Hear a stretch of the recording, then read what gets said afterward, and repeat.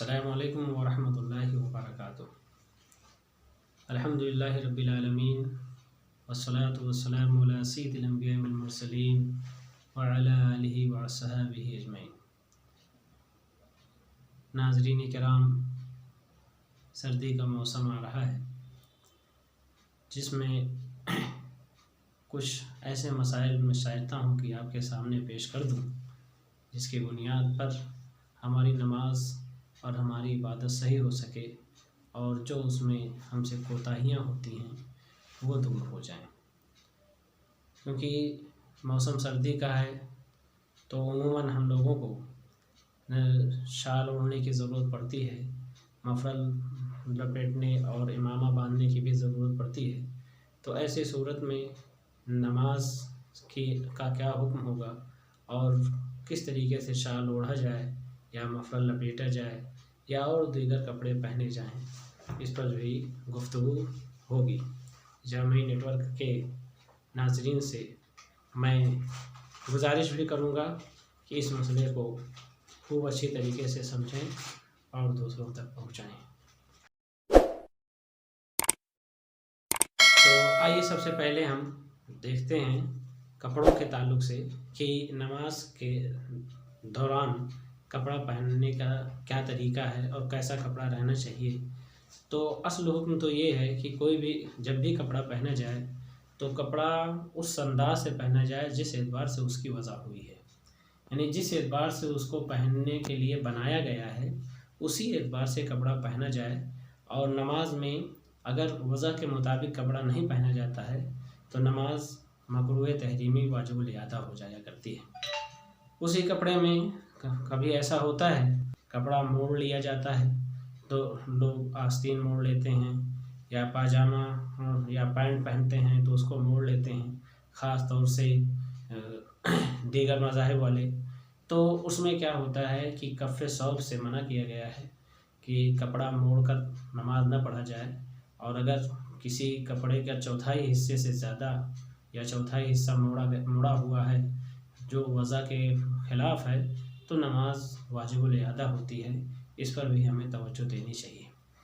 بات آتی ہے سردیوں میں شال اوڑھنے کی، تو شال کئی طریقے سے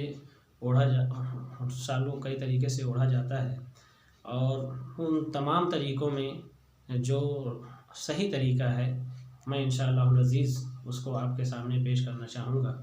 کہ ایک تو شال اوڑھا جاتا ہے کندھے سے، اور ایک سر سے اوڑھا جاتا ہے، اور کچھ اسٹائل ایسے بھی ہیں کہ بغل سے نکال کر لا کر کندھے پر ڈال دیتے ہیں۔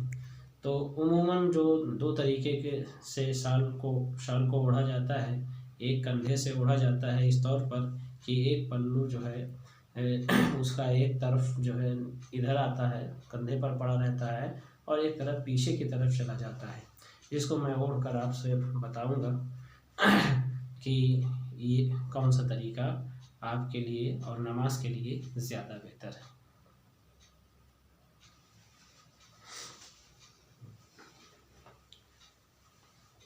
جیسے یہ شال ہے، اب اس شال کو اوڑھنے کا ایک طریقہ عام طور سے یہ رائج ہے۔ یہ یہاں کندھے سے اوڑھتے ہیں اس کو، اور اس طریقے سے عموماً خاص طور سے مرد حضرات اسی طریقے سے شال اوڑھتے ہیں، اور اس طریقے سے شال اوڑھ کر آدمی محفلوں میں بھی جاتا ہے، آفسوں میں بھی جاتا ہے، اور مجمع میں بھی رہتا ہے۔ اس لیے اس طریقے سے شال اوڑھنے میں کوئی حرج نہیں ہے، اور نماز پڑھنے میں بھی کوئی حرج نہیں ہے۔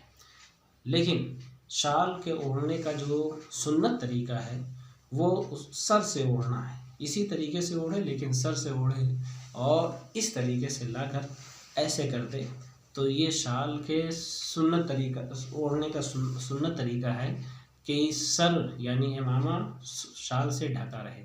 سر ڈھکا رہنا یہ سنت طریقہ ہے شال اوڑھنے کا۔ تو نماز میں جب شال اوڑھے تو خاص طور سے اس کا لحاظ رکھے تاکہ یہ اوڑھنا سنت کے موافق رہے، اور کندھے سے اوڑھنے میں بھی حرج نہیں ہے، نماز یقیناً ہو جائے گی اور اس میں کوئی حرج نہیں، کوئی کراہت نہیں آئے گی، لیکن نماز سنت کے خلاف ہوگا یہ۔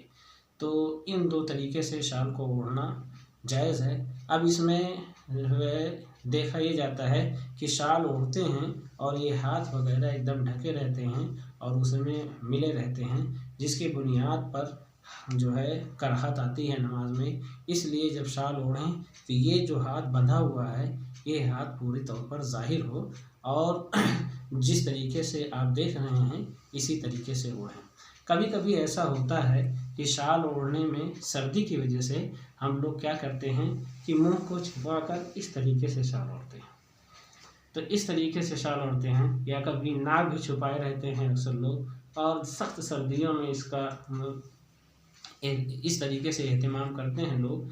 लेकिन नमाज में इस तरीके से करना और नमाज के बाहर भी अगर सख्त सर्दी ना हो तो ऐसा नहीं करना चाहिए। और नमाज में तो ये मकरूह तहरीमी है, नमाज इस तरीके से शाल ओढ़ने से वाजिबुल इयादा हो जाया करती है। इसलिए अगर कोई इस तरीके से शाल ओढ़कर नमाज पढ़ेगा तो नमाज मकरूह तहरीमी होगी कि मुंह उसका छुपा ना रहे।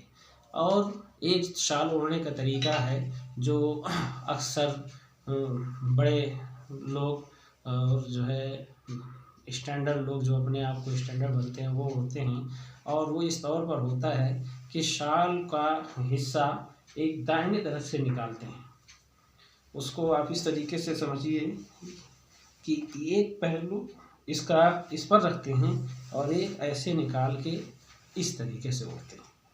और ये भी तरीका जो है ये बहुत कम है और इस तरीके को ओढ़ने से शरीयत ने मना फरमाया है, क्योंकि ये तकब्बुर करने वालों और घमंडियों का तरीका है। तो इस तरीके से शाल ओढ़ने से नमाज मकरूह तहरीमी रहेगी, क्योंकि ये वज़ा के ख़िलाफ़ भी है।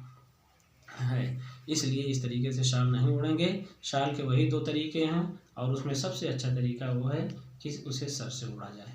इसी तरीके से शाल जो है कभी कभी ऐसा होता है कि इस शाल को क्या करते हैं कि दोनों तरफ डालते नहीं बल्कि ऐसे सर से करके ऐसे लटका लेते हैं।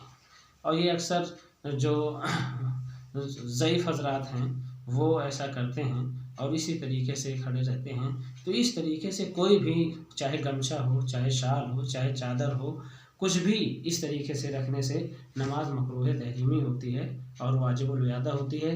चाहे सर पर रखें चाहे कंधे पर रखें, इस तरीके से भी करके नमाज में शाल का इस्तेमाल नहीं करेंगे कि इससे नमाज मकरूह तहरीमी हो जाएगी। तो इसका भी ख्याल रखें। मफरल वगैरह, गमछा वगैरह भी इस तरीके से नहीं लटका सकते कि दोनों इस तरफ लटक रहा हो दोनों का, क्योंकि ये मकरूह तहरीमी है। अक्सर गमछे वगैरह इसी तौर पर लोग रख कर नमाज पढ़ लेते हैं, उनकी नमाज उनको दोहराना पड़ेगा इस तौर पर लपेटने से। और ये इस तौर पर नमाज के अंदर इस तरह से गमछा, मफरल या शाल ओढ़ने का तरीका नहीं बताया गया है और ना ही नमाज के अलावा भी इस तरीके से करें, क्योंकि इसमें दुश्वारियाँ भी हैं। अब रहा मफरल का तरीका या शाल का, तो जिस तरीके से शाल ओढ़ने की बात हुई थी उस तरीके से शाल ओढ़ें। और शाल को अगर ऐसे रखना है तो इस अंदाज में भी रख सकता है, इसमें हर्ज नहीं है। और यही तरीका मफरल के लगाने का भी होगा कि मफरल जो है लटकता न रहे और मफरल से भी मुंह और नाक न छुपा रहे, बल्कि दाढ़ी का ये हिस्सा भी दिखता रहे, क्योंकि अगर दाढ़ी का हिस्सा नहीं दिख रहा है तो उसमें वो भी मकरूह है, और अगर मुंह और नाक दोनों छुपा है तो मकरूह तहरीमी नमाज वाजिबुल इयादा होगी। तो इसका भी ख्याल रखें। मफरल जब भी लगाएं और शाल या गमछा कुछ भी करें तो इस अंदाज में रहें, या तो सर से लेकर इस तौर पर कर लें। तो ये तरीका हो जाएगा नमाज में मफरल या शाल ओढ़ने का। इस तरीके से आप इसका इस्तेमाल करें। और जो एक चीज़ राइज है कि कंधे से ओढ़ने से जो कुछ लोग कहते हैं कि नमाज मकरूह होती है, तो नहीं, कंधे से शाल ओढ़ा जा सकता है, इसमें कोई हर्ज नहीं और कोई कराहत नहीं है, क्योंकि ये वज़ा के मुताबिक है। और वज़ा के मुताबिक पर एक बात और आती है, और वो है जो अभी मैंने बताया कि कपड़ा अगर मुड़ा रहे, जैसे आस्तीन मुड़ी हो या जो है पाजामा से नीचे मुड़ा हो तो मकरूह है, और अगर जो हद बताई मैंने उस हद में हो तो मकरूह तहरीमी है, नमाज वाजिबुल इयादा है। और वहाबिया नया बना इस पर बहुत सख्ती से अमल करते हैं कि अगर सही भी रहता है तो उसको मोड़ के ऐसा कर लेते हैं, तो ये उनकी नमाज मकरूह तहरीमी होती है। वाजिबुल अदा होती है अगर कोई मुसलमान ऐसा करता है तब। अब यहाँ एक चीज़ देखना चाहिए कि सर्दियों में हमें ज़रूरत पड़ती है गर्म टोपी की, जिसे लोग टोपा भी कहते हैं। अब उस गर्म टोपी में क्या होता है कि वो ऑलरेडी मुड़ी होती है, तो उसकी वजह जो है और उसके पहनने का तरीका, उसके लगाने का तरीका ही यही है कि वो मोड़ कर लगाई जाए, और मोड़ के लगाए जाने ही को उसमें सीधा समझा जाता है। तो इसलिए इसकी वजह ही इसलिए हुई है, इसलिए गर्म टोपी उसी अंदाज में लगाई जाए जिस अंदाज में वो रहती है। उस पर इस बात का इतलाक नहीं होगा कि यहाँ भी कपड़ा मुड़ा हुआ है तो यहाँ भी नमाज वाजिबुल अदा होगी, क्योंकि उसकी वजह ही वैसी है और वैसे ही लगाकर ऑफिसों में जाया जाता है, मजमे में जाया जाता है और लोगों के सामने भी जाया जाता है, बल्कि उसको वैसे लगाया ही जाता है। अगर कोई पूरी तौर पर खुली लगाता है तो लोग उसे जो है वो समझते हैं कि ये वज़ा के ख़िलाफ़ कर रहा है और बेवकूफ़ भी मानते हैं। हाँ, कुछ टोपियाँ ऐसी हैं जो गर्म होती हैं और पूरी लगाई जाती हैं, मोड़ी नहीं जाती हैं, तो उनको अगर मोड़ेगा तो वो वज़ा के ख़िलाफ़ होगा, तो वहाँ कराहत का हुक्म आएगा। जिस अंदाज से मुड़ी होगी उसी अंदाज से कराहत का हुक्म दिया जाएगा, और कभी कराहत तंज़ीही और कभी कराहत तहरीमी भी हो जाएगी। बस सर्दियों में इन सब चीज़ों का लिहाज किया जाए। फिर मिलेंगे कुछ नए मसले लेकर। जामी नेटवर्क से आप बने रहेंगे तो इंशाअल्लाह आप तक सही और नए मसले पहुँचते रहेंगे। अस्सलाम वालेकुम।